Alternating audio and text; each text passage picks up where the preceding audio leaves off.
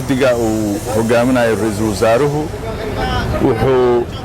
ka jawaabayaa casumaad horay ay dowladda Kenya ugu fidisay ra'iisul wasaaraha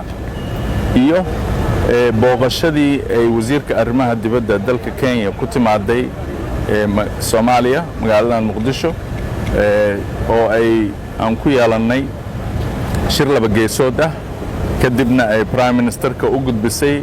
casumaad official ah booqasho sharafeedna ugu tagtay madaxweyne Maxamed Cabdullaahi Farmaajo safarkan iyo booqashadii ay wasiirku ku timaaday intuba waxay ka mid yihiin si wanaajinta iyo soo celinta xiriirka diblomaasiyadeed iyo adkeynta xiriirka labada dal oo ay ka mid yihiin isu socoshaha dadka wax wada qabsiga darisnimo wadaagga iyo wixii la halmaala safarkan inta aan ku jirno kama mid aha in dib loo furo ama laga hadlo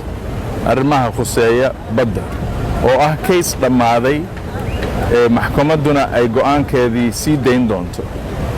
halkaas Soomaaliya ugama furna inay ka hadasho Kenya uma furna inay hadasho African Union uma furna inay hadasho cid kale oo ka hadli karta ilaa go'aankaas maxkamadda ka gaartana ma jirto booqashada ra'iisul wasaaruhu waxay ka bilaaban doontaa magaalada Mombasa halkaas oo uu joogo madaxweyne Uhuru Kenyatta oo aan u joogi doono maalin dhan oo booqasho shaqo shaqadaas kadib ra'iisul wasaaruhu wuxuu u gudbi doonaa iyo wafdigiisa magaalada Nairobi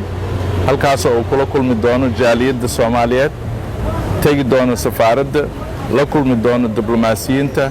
ka wareysan doono xaaladaha dalka intii ay maaragtay Soomaaliya iyo Kenya xiriirkooda kala go'naayeen ra'iisul wasaaruhu wuxuu dhageysan doonaa jaaliyadda Soomaaliyeed safarkaas wuxuu qaadan doonaa ilaa 3 maalmood ugu badnaan ama 4 maalmood